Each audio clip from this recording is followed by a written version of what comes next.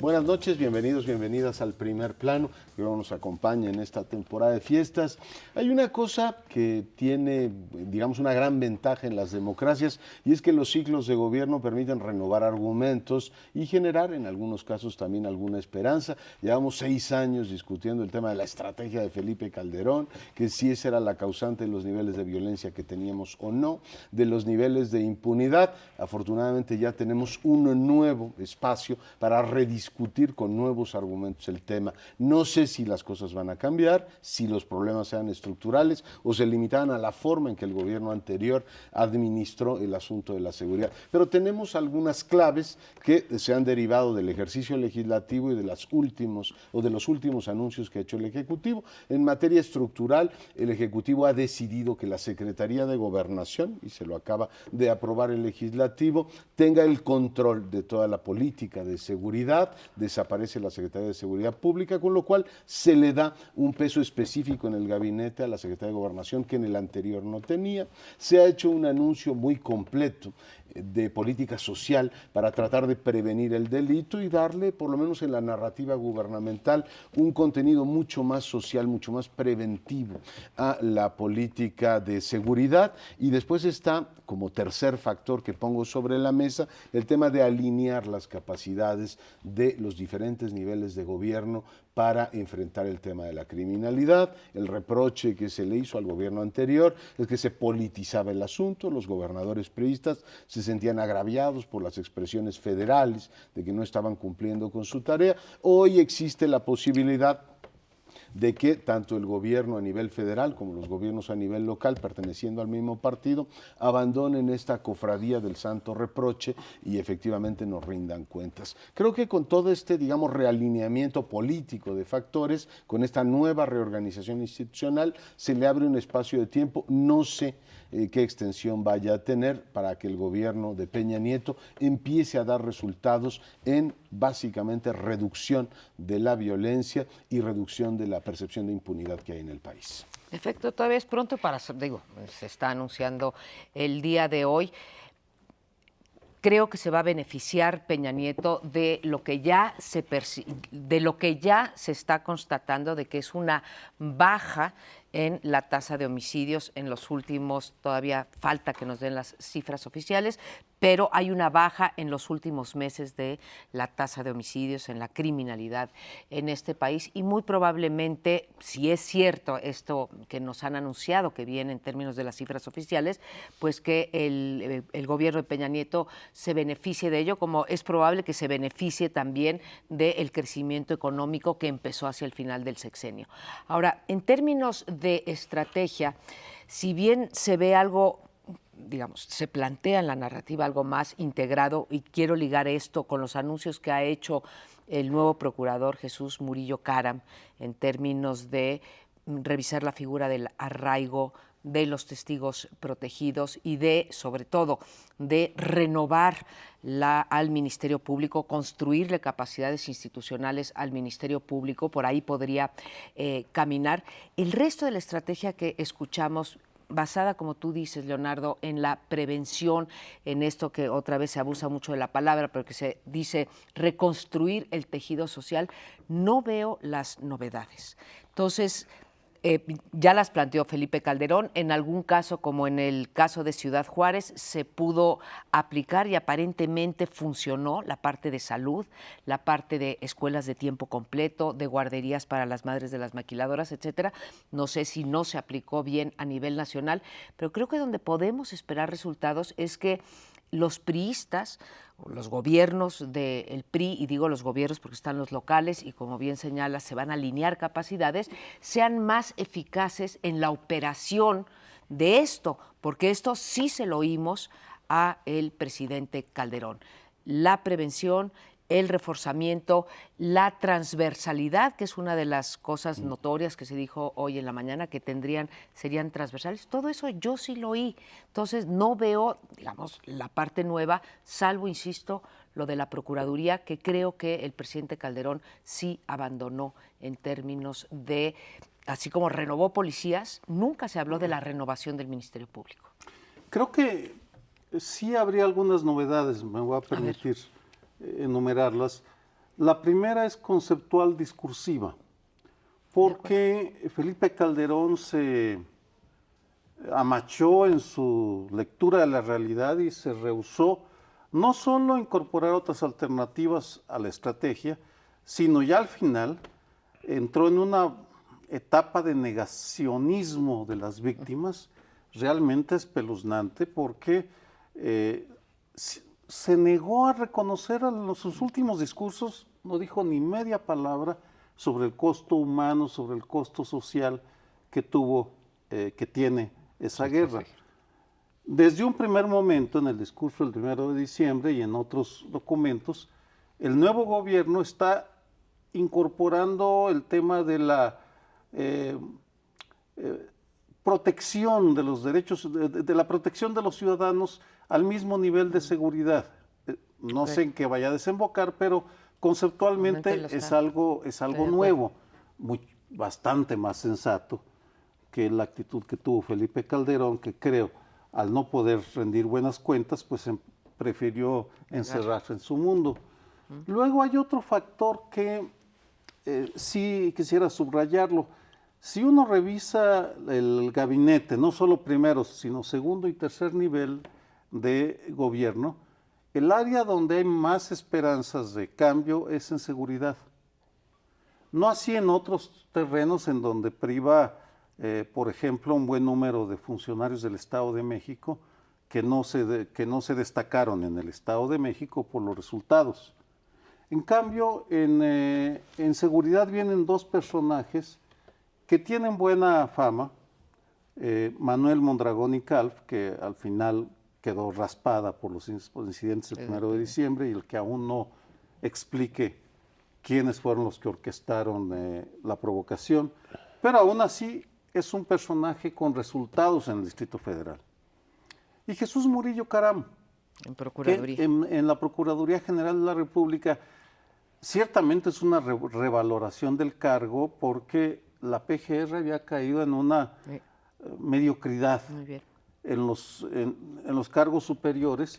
Ahora, al menos en esos dos niveles, ya vemos personajes que pueden hablarse de tú a tú con Marina y Defensa, que son los otros pilares del ámbito de seguridad.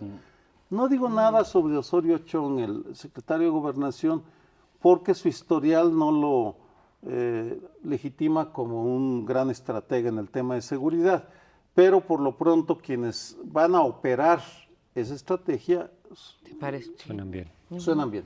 Retomando lo que decía Sergio en unos momentos sobre las diferencias que podría haber, creo que sí hay una diferencia, no sé, de instrumentación habrá que verlo y analizarlo, pero en cuanto al foco de la estrategia, porque Calderón, recordemos que decía, el objetivo aquí es desmantelar los cárteles y el costo humano va a ser grande, decía, pero es un costo inevitable, es decir, como que no le dio importancia en sí mismo al número de muertes que iba a haber, a los que les llamaban daños colaterales o los que podrían, ¿no?, equivaler o equiparse con los, es decir, los ciudadanos que no tenían nada que ver y que sí van a ver envueltos en situaciones de ese tipo. Y lo de los derechos humanos, como que tampoco se le daba mucha importancia, decir, bueno, pues no va a pasar y bueno, pues ni modo, en fin, vamos a tratarlos de evitar. Mientras que ahora Peña Nieto, justamente el foco de la estrategia es reducir la violencia, mejorar las condiciones de seguridad para los ciudadanos, es decir, no hacerle pagar a los ciudadanos el costo de una estrategia y a final de cuentas midiendo también, en todo caso, los objetivos que plantearon originalmente por Calderón, pues suena que no fue muy eficaz e incluso en muchos sentidos contraproducente. En cambio, el costo que sí pagó la sociedad fue enorme. Pues ahora el foco, lo ha dicho Peña Nieto, desde el primer día bueno, desde que tomó posesiones, el foco ahora es en función de los intereses de los ciudadanos, reducir la violación de derechos humanos y la violencia como tal, y generar condiciones de seguridad que ahorita se han perdido en estos 6 años, yo diría en los 12 años, pero desde luego en particular en los otros 6 años. Y solamente señalaría otra cosa más que sí le va a tener que entrar Peña Nieto, es lo de la legalización de la marihuana, no de todas las drogas, pero en la medida en que en Estados Unidos se está avanzando ahí, y el año que viene parece que hay más estados que van a ir abriendo y despenalizando la marihuana, se va a ser totalmente absurdo que sigamos sin decir nada al respecto. Y supongo que se tendrá que montar también al debate de las armas a propósito de la matanza esta de Connecticut que enlutó a los Estados Unidos. Yo creo que está muy bien esto de cambiar el discurso y enfocarte en las víctimas. Una de sus primeras decisiones fue también desistirse de la controversia constitucional que había planteado Calderón sobre el tema del veto precisamente a la ley de víctimas. El tema es que empiece a dar resultados, una narrativa general. Yo no sé si haya una estrategia única para enfrentar el problema y sospecho, y lo pongo simplemente sobre la mesa como hipótesis, que si no desnarcotizamos la agenda de seguridad de este país, agenda de seguridad pública de este país, soy más preciso, no vamos a entender bien lo que está ocurriendo. Yo creo que el narco es peligrosísimo y tienen capacidades enormes y, como se ha argumentado en los últimos años, han llegado a tener un poder colosal. Se enfrentan a las corporaciones policíacas y militares con mucha fuerza, pero una buena parte del problema de inseguridad que tiene este país no está ligado con el narco. Por tanto, no es un asunto de si detienes al Chapo Guzmán, automáticamente este va a ser un país pacífico. Creo que hay que hacer una política de acercamiento del principio de legalidad a un montón de espacios en donde el contrabando, la falsificación, la piratería, en zonas completas de Morelos, tú conoces bien el estado, Sergio, están envileciendo a la juventud, metiéndola a pandillas criminales. O sea, ya no es solamente un centro neurálgico que genera violencia. Los estados están viviendo una proliferación de manifestaciones de violencia y descomposición que creo que son los que hay que atender. La manifestación más terrible fue Juárez, pero si efectivamente vamos dejando que eso se descomponga así, no vamos a entender nada. Para mí, digamos, la gran novedad sería empezar a ver el pluriverso que tenemos en materia de temas de seguridad y no estar centrado en la lucha contra organizaciones ligadas al narco. Bueno, eso ya lo dijo, creo que además sí fue muy claro Peña Nieto desde el 1 de diciembre, que su prioridad no sería... Bueno, no dijo la parte negativa, que no serían los narcotraficantes, sino que su prioridad sería elevar los índices de seguridad para la población en aquellos delitos que nos afectan más, que serían el secuestro, la extorsión, el robo a mano armada, calles, ¿sí? El robo en casa habitación, el robo de vehículos, ese tipo de cosas. Entonces ahí aceptaría, Sergio, sí, que hay un cambio cuando menos en la manifestación de la preocupación principal del gobierno. Ahora, otra vez, esto ya no se puede hacer a través de las leyes, ya se hicieron una serie de cambios legales, etcétera. Faltan muchos, hay que decirlo, después de la gran reforma de la Ley de Seguridad y Justicia en el 2008, quedaron pendientes muchísimas leyes, ¿sí?, reglamentarias para poder hacer esto operable.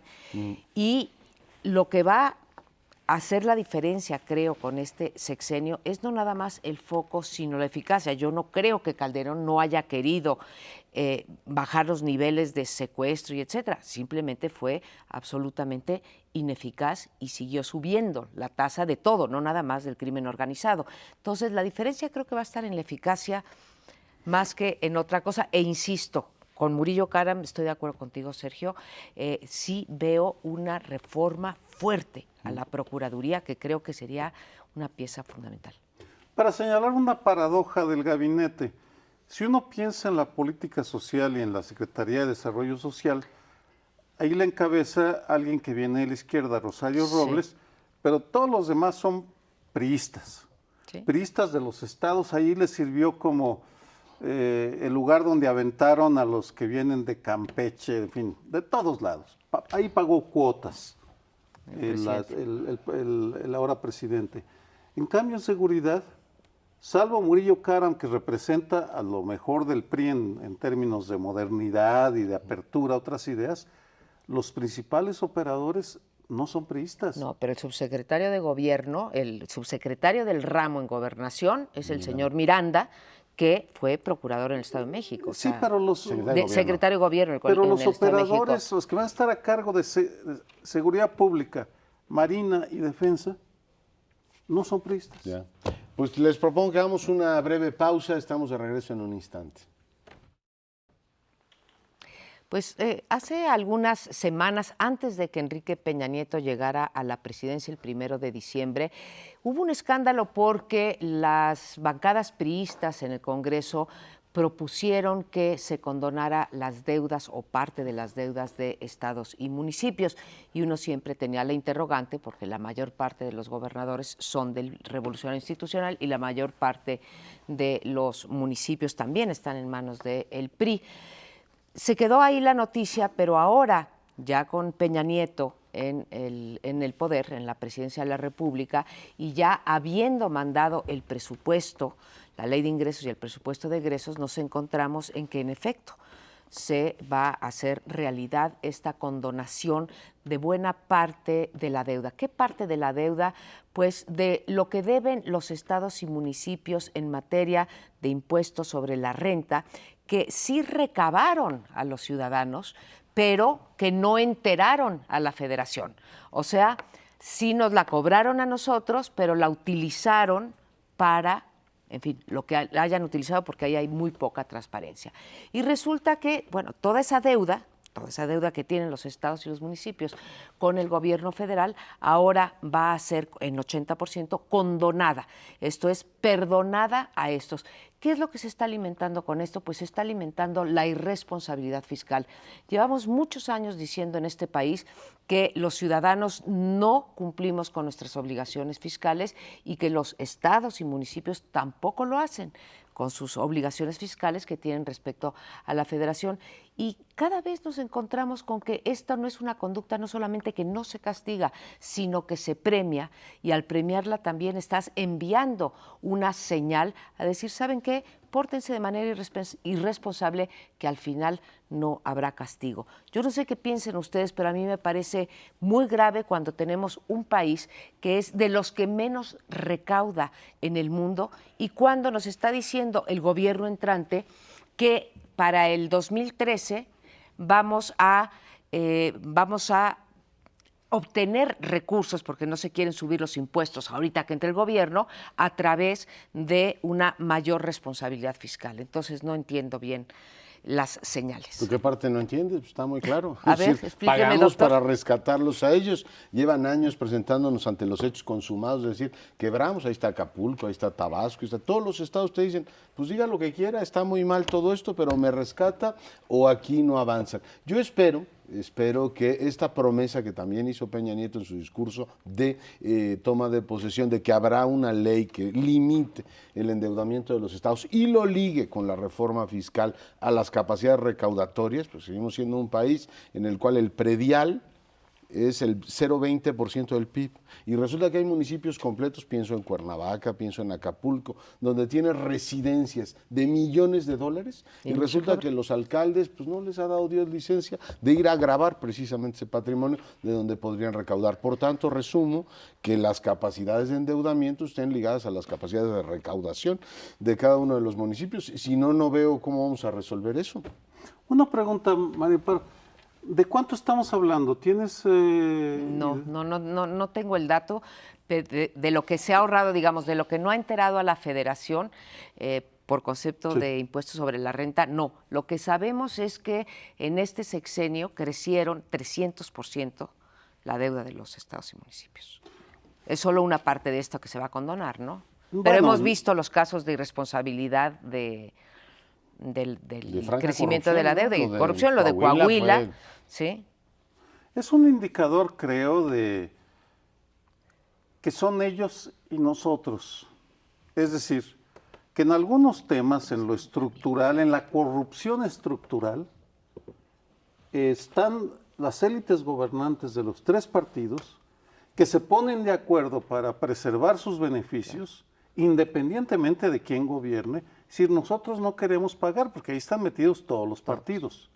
De acuerdo. Y que en ese tema la ciudadanía tenemos que entender que no nos van a representar jamás y que lo que aquí digamos es tal vez la única oposición que van a encontrar, porque en la Cámara de Diputados, en donde se debate, seguramente el tema va a desaparecer. No va a haber alguien que suba a tribuna, ni le van a responder, ni vamos a tener uno de los grandes temas como si fue el Fobaproa, por ejemplo, que se generó un escándalo. Y desde esa perspectiva, pues sí es ofensivo cómo cambian los gobiernos en Los Pinos, o en los gobiernos de los estados, o en las delegaciones y los municipios, y siguen empeñados en demostrarnos que les interesa muy poco poner el ejemplo en términos de cumplir con sus obligaciones de pagar los impuestos. Además aquí, esto es un robo descarado de dinero que ya nos cobraron a nosotros y que no le entregaron a la Federación. Exacto. Que es la única que tiene controles más o menos razonables sobre el gasto público. Aquí es un problema de impunidad de nueva cuenta, porque si bien es cierto que a veces hay circunstancias en las que dices, bueno, pues es que se tiene que meter dinero de la Federación ahora que indirectamente es el de los contribuyentes, porque si no, pues efectivamente estos municipios y estos estados no van a poder funcionar. Pues sí, pero tiene que haber responsables. Es decir, en muchos países que ha habido escándalos tipo Fobaproa, más grandes, más pequeños, etcétera, porque son como mini Fobaproas, ¿no? Decir, ok, se va a entrar, se va a rescatar, etcétera, porque si no se hace poco viable los municipios y los gobiernos en cuestión, pero pues tiene que haber responsables, es decir, porque si no, efectivamente son como estímulos para que el próximo o los próximos vuelvan a hacer lo mismo.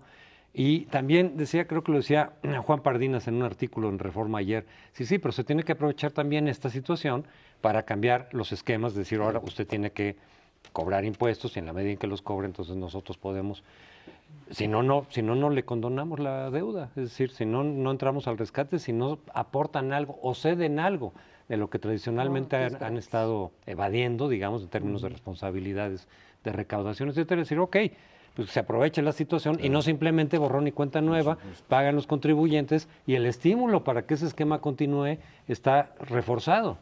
Bueno, y lo hemos visto también para los contribuyentes, muchas veces aquí en el Distrito Federal, y aparentemente ahorita en la Cámara también está a nivel federal, que se le condonan a aquellos que no han pagado en 2007, 2008 y 2009, se les va a condonar siempre y cuando paguen el 2011 y el 2012.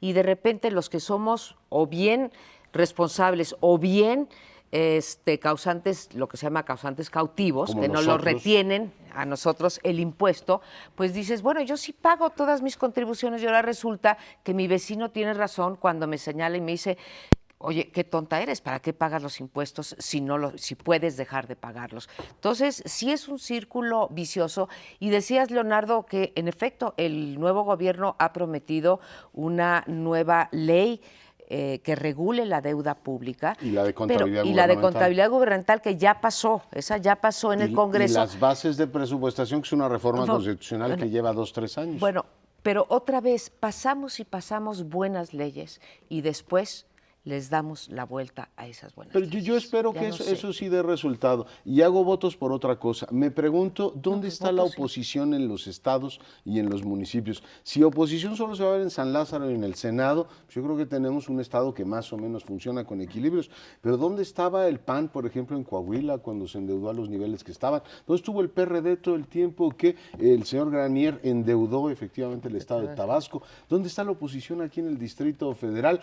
Somos una entidad federativa en donde el gobierno, el partido del gobierno tiene el control sobre la comisión que lleva la cuenta pública. Tú dices, a ver, para que funcione una federación, para que funcione el poder territorialmente, en los municipios el alcalde no puede hacer lo que le dé la gana. Tiene que haber cuerpos de representación que equilibren.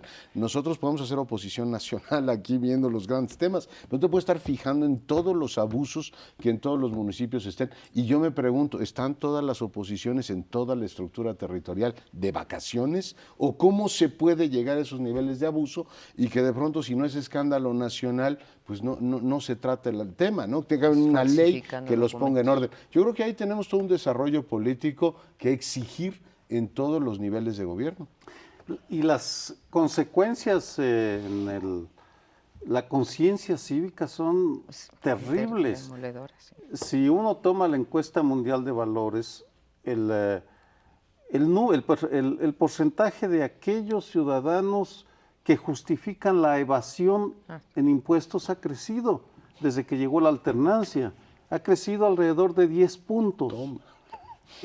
Es decir, la alternancia ha servido para que seamos culturalmente más tolerantes frente a la corrupción, que justifiquemos más evadir impuestos o dar sobornos.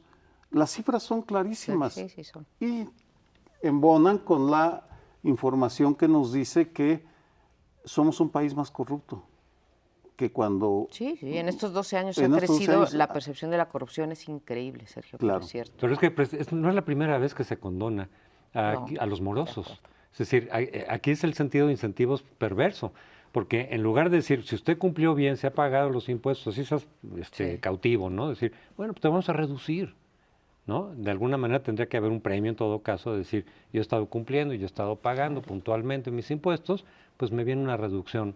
Obviamente no del 100%, pero resulta que es al revés. Los que no pagan, pues precisamente se generan esos estímulos de los que hablaba Amparo.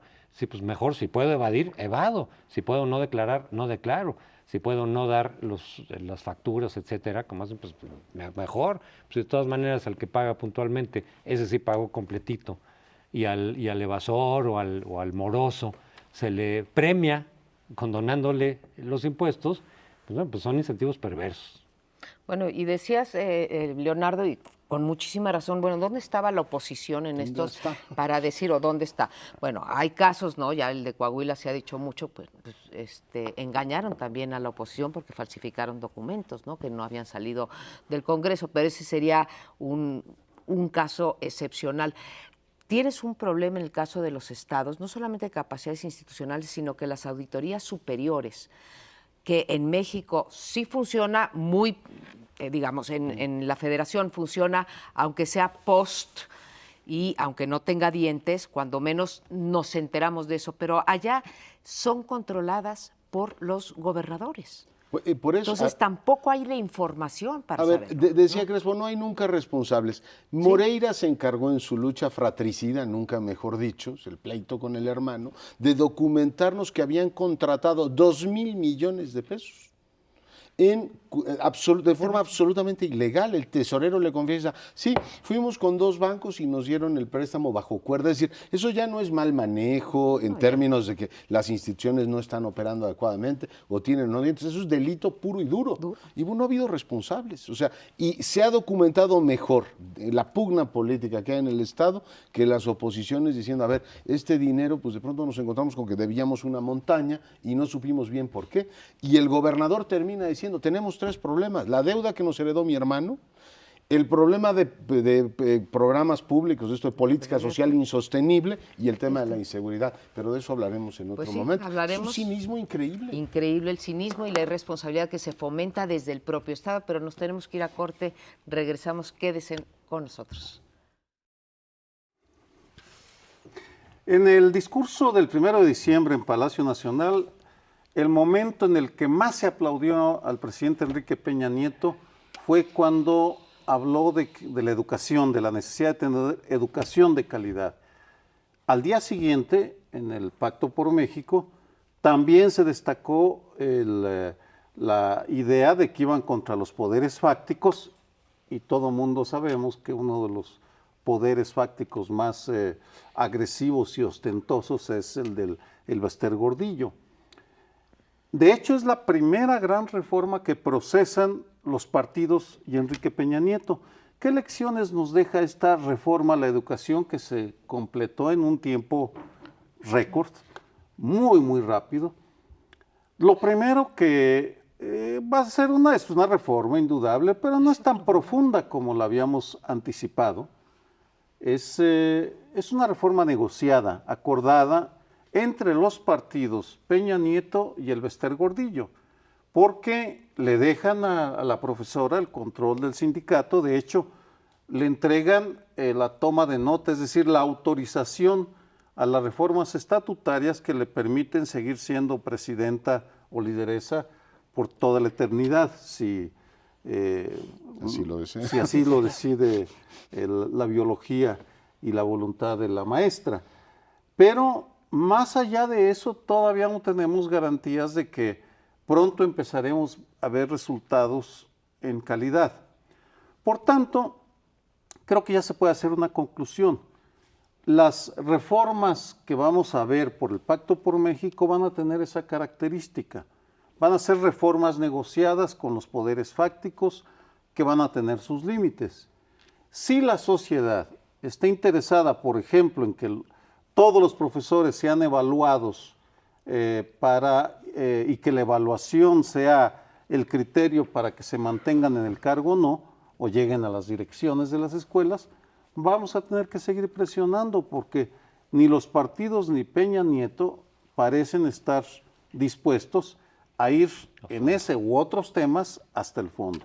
Yo creo que lo dices perfectamente, la ciudad debe seguir empujando. Ha conseguido mucho ahora en los temas educativos, ha logrado plantear las preguntas correctas y hay todo un movimiento que le pide al legislativo que considere que en esta reforma constitucional se incluya la idea de calidad educativa, ¿no? La calidad como una aspiración permanente, pero sí tendrá que haber un monitoreo muy cercano de las organizaciones, algunas de ellas muy especializadas en temas educativos, para que esto no sea algo puramente retórico. Yo tengo la impresión, no sé si compartan conmigo la analogía, que es una especie de tratado de Tordesillas ¿no? Es decir, lo que hacen es dividirse el mundo que están descubriendo y le dice al gobierno, a Alvester Gordillo, a ver, lo que no puede ser es que tú gobiernes la educación como sucedió con los 2 sexenios anteriores. Entiéndeme que eso no puede seguir ocurriendo, no siendo el PRI presidente, pero te damos otros espacios, por ejemplo, el oficial mayor de la Sede Sol es un hombre destacadamente gordillista y no parece que esto haya generado un gran oleaje político o desconcertante oleaje político. Creo que en términos generales lo que la reforma hace es desplazar a muchísimos años el movimiento de la reforma educativa. Ya hay algunas resistencias visibles, por ejemplo la CENTE ha dicho que interpondrá amparos masivos en contra de la evaluación. Curioso que en este país todavía tengas esta especie de resistencia medieval de decir, no, a mí no me someta a evaluaciones porque eso no lo puedo tolerar. Por tanto, creo que veremos en los próximos meses una tendencia a acomodarse las grandes estructuras políticas y sí la presión social será fundamental para que esta demanda de calidad educativa, que realmente la vida de los chicos, especialmente en las entidades menos favorecidas, sea una realidad. Es complicado esto. Bueno, en primer lugar hay que decir que todavía no está aprobada, aunque nos han dicho que hay consenso.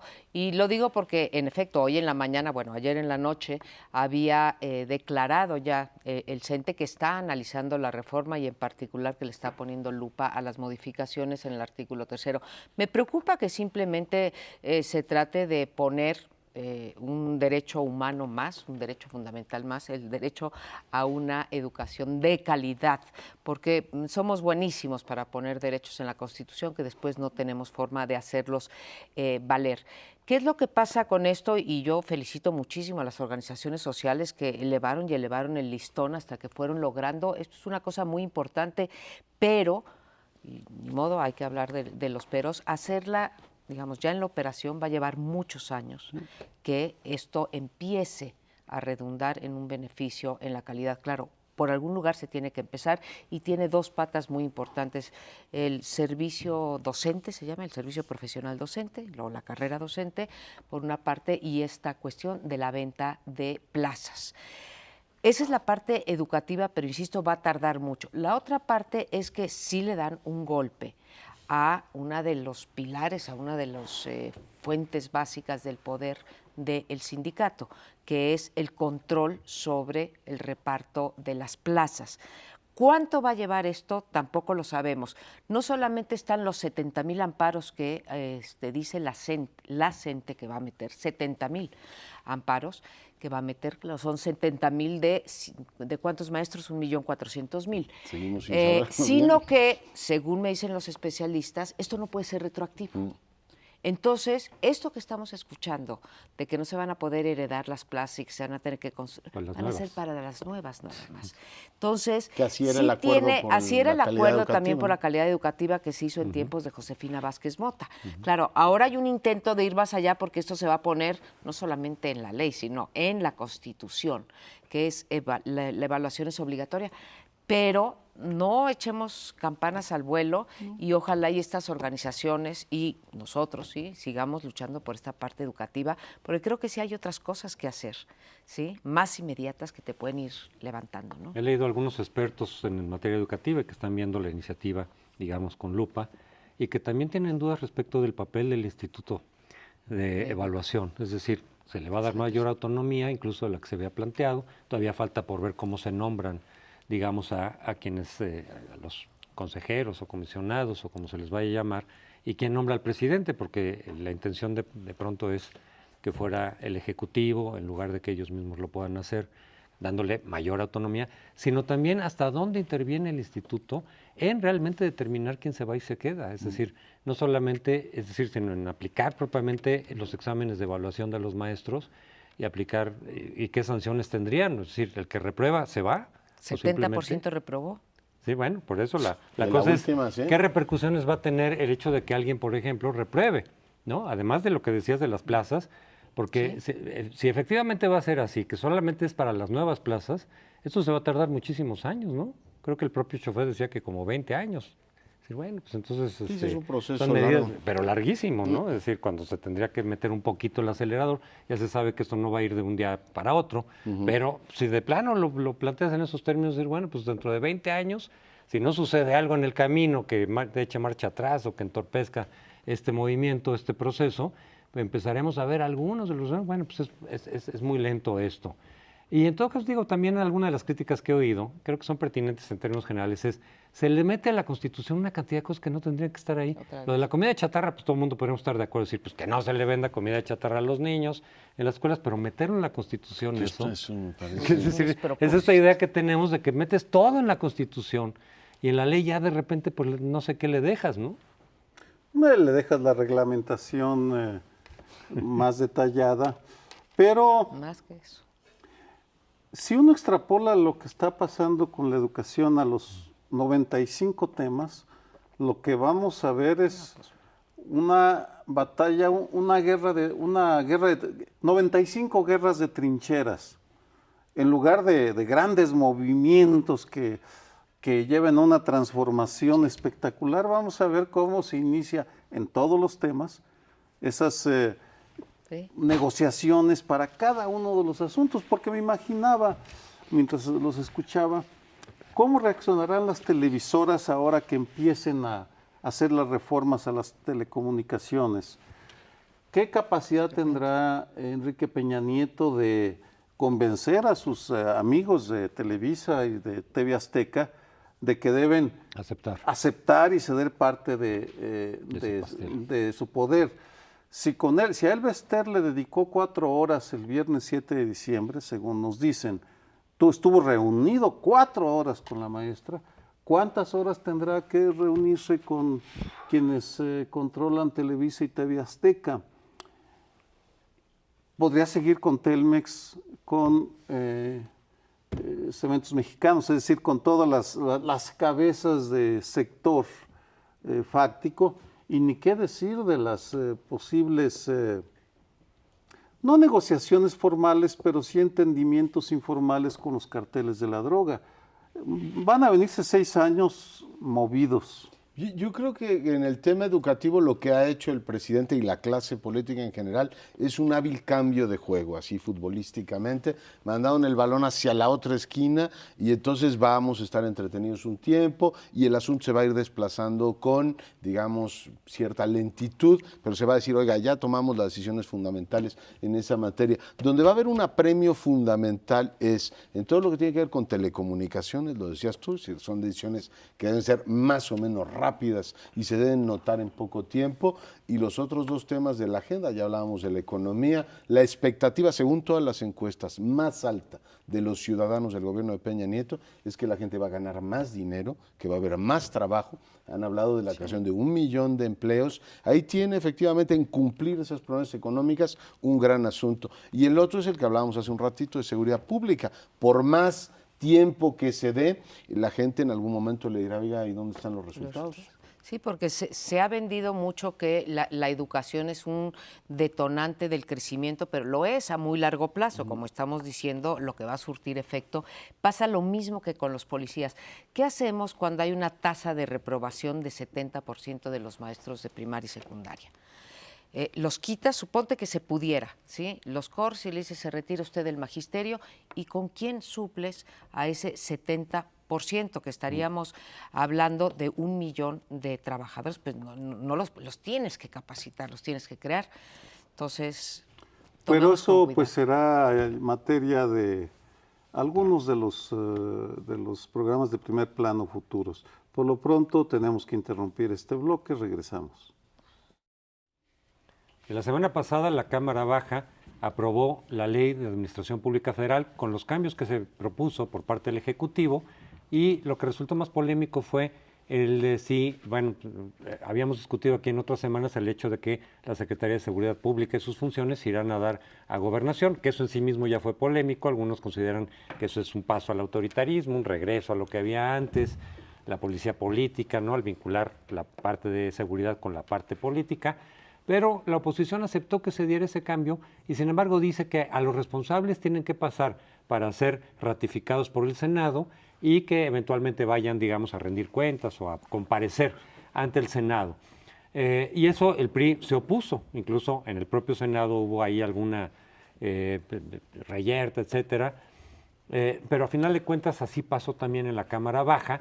Y el PRI lo que dice es, ok, que en principio está de acuerdo, es lo que ha dicho, que está de acuerdo incluso en que efectivamente los responsables de la seguridad sean ratificados en el Senado, pero que eso exige que haya un cambio constitucional, que no puede eso ir en la ley. De tal manera que ahora en la Cámara Baja, una cosa que me llamó la atención, por cierto, es que los priistas, junto con quienes votaron en contra de esa parte que fue PT y Movimiento Convergencia, sumaban más votos que el PAN y el PRD. Y sin embargo el PRI se abstuvo con sus aliados, es decir, el Verde, el PANAL, se abstuvieron, con lo cual dejó que pasara efectivamente esto. Lo que yo interpreto en términos de decir, ok, estamos de acuerdo con la medida, pero no la podemos aprobar porque tiene que irse a la Constitución. Si PAN y PRD no lo consideran así, pues simplemente nos abstenemos, pasa la medida y la llevamos a controversia constitucional, y que sea la Suprema Corte la que decida si efectivamente esa exigencia tiene que ir a la Constitución o se queda en la ley. Esa es un poco la controversia. Desde mi punto de vista, José Antonio, para contestar a tu pregunta de por qué se abstuvieron, creo que al PRI lo que más le urgía es que pasaran la ley para poder ya juntar la Secretaría de Seguridad Pública, hacer los nombramientos pertinentes, quitar ya los encargados de despacho, etcétera. Y como vieron que la oposición no estaba cediendo, y creo que el PRI tiene razón, esto requiere una reforma constitucional porque la Constitución dice cuáles son los cargos que tienen que ser ratificados. Entonces, ante tal necesidad dijeron, bueno, pues ya nos abstenemos o nos salimos del salón del Pleno, lo que sea, que pase, ya pasa mi reforma, puedo empezar a echar a andar todo todo el sistema de operación de la administración pública y luego además controvierto constitucionalmente. Ahora, lo que sí es como de locos es que el argumento, ahora medio han variado, el argumento era que no querían que se ratificara esos puestos, pero yo recuerdo los priistas de entrada. Y yo lo entiendo, o sea, yo la verdad que no soy fan de que se ratifiquen los puestos, me parece que no trae grandes beneficios que se ratifiquen los puestos de gabinete, pero lo que sí es sorprendente es que cuando se discutió la reforma del Estado, los propios priistas pedían que se ratificaran, no solamente eso, muchos cargos de la administración pública, entre ellos Hacienda, Relaciones Exteriores y Gobernación. Lo estaban pidiendo y Felipe Calderón y el PAN dijeron sobre mi cadáver. Y ahora que están en el gobierno, están invirtiendo los papeles. Por eso tienen tan bajo nivel de credibilidad. Cansan y cansan mucho, ¿eh? Sí, porque esos temas la gente te pregunta, oiga, ratifiquen, no ratifiquen, es que ahora yo estoy, ahora no. A ver, yo creo que hay tres cosas. La verdad es que sí, la gente lo que espera es que haya resultados de la administración pública. Yo creo que hay dos temas. Uno, si la ratificación del mando en materia de seguridad desemboca en que se convierta en una política de Estado y las oposiciones se hacen cargo de que efectivamente al ratificarlo asumen que hay un programa de trabajo y lo van a vigilar, yo creo que es el camino correcto. No siempre ocurre así, se ratifica al procurador y se deja al gobierno que muera efectivamente con su procurador o procuradora, que fue la última que tuvimos, dice, tú la nombraste, es asunto tuyo. Por tanto, veo que tiene algún beneficio el principio de la ratificación si esto desembocara en un mayor compromiso en un tema tan delicado como la seguridad. Segundo elemento, yo creo que hay que seguir viendo con mucho detalle el desempeño desempeño general de esta supersecretaría de Gobernación, simplemente por una cuestión práctica. El secretario de Gobernación no sé a qué hora se va a dar tiempo de atender a todas las clientelas externas que tiene, que son muchas. Un secretario de Gobernación tiene que atender a gobernadores, al legislativo, a un montón de personas. No sé qué parte de su agenda cumpla eso o absorba eso, además de atender a su jefe y coordinar al gabinete y después atender a todos sus subordinados. Va a tener que atender desde los asuntos de protección civil, inteligencia, por supuesto, migración, todos los temas que lleva Gobernación y despachar con el de seguridad que va a tener policía. No sabemos bien cómo va a estar el tema de la gendarmería, prisiones, prevención y además coordinar con sus compañeros la nueva política de seguridad, que es como mucho más preventiva. Tal manera que Osorio Chong se dividirá en 12,000 para que le dé tiempo de supervisar eso. Porque, y simplemente lo anoto como una hipótesis, no digo que vaya a ocurrir eso, lo más peligroso que puede ocurrir en un régimen democrático es que los aparatos de seguridad adquieran autonomía respecto de sus superiores o respecto de los otros poderes. Ojo con ese tema porque son incentivos que no debemos efectivamente dejar que crezcan. Por esta razón que mencionaba Leonardo, me parece que en estos asuntos sí debe haber ratificación, porque no estamos hablando de cualquier cargo. Quien controla el uso de la fuerza, así como quien controla las finanzas, deben ser personajes probados en su eficiencia, honestidad, en fin, una serie de requisitos que habría que exigirles. Ahora, en este caso en particular, a lo mejor se chamaquearon a la oposición. Se queda uno con esta sensación, si es cierto como dices, María Amparo, que legalmente es inevitable que ganen la controversia. Que ganen la controversia, pero a lo que voy es a una reflexión más amplia, porque han bastado unas cuantas semanas para darnos cuenta que la verdadera lucha entre partidos y hasta en proyectos está en el Senado. No en la Cámara de Diputados. Pero ahí, por errores de cálculo, por lo que mencionaba en algún momento Leonardo en un bloque anterior, calcularon mal, exageraron sus victorias y en el Senado se quedaron cortos. Y ahí tienen un bloque de PAN-PRD que les está haciendo la vida difícil. No imposible, pero sí difícil. Dado que van a estar 6 años los senadores, igual que Enrique Peña Nieto, creo que esa Cámara, la Cámara Alta, tenemos que observarla con enorme cuidado, porque los debates más interesantes, de más profundidad y más trascendentes se están dando ahí. Sí, efectivamente. Ese es el punto, yo creo que parte de las conclusiones de esto que pasó en relación con esto, pero también con lo de la reforma laboral es eso, ¿no? Es ahí donde el PRI no tiene mayoría, ni siquiera con sus aliados, que es el Senado, es el que va a durar 6 años. Entonces, muchos están suponiendo, falta por ver desde luego, que en las elecciones intermedias la Cámara Baja tenga mucho más presencia del PRI, que el PRI le vaya mucho mejor, desde luego dependiendo del desempeño que tenga el gobierno en estos 3 años, ¿no? Porque lo que hemos visto desde el 97 es lo contrario, que más bien el partido en el gobierno pierde en las elecciones federales intermedias, pero suponiendo que ahorita le va bien a Peña por todo lo que se está viendo, que le sale más o menos bien lo que está planteando y que el PRI tiene una presencia mucho mayor. De todas maneras, el Senado va a seguir siendo ahí el freno, con lo cual, al mismo tiempo, se está confirmando que las condiciones políticas han cambiado tanto que la vieja hegemonía que muchos temen que se puede restaurar con Peña Nieto, con el regreso del PRI, pues ya el Senado está demostrando que eso no va a ocurrir por lo pronto en estos 6 años.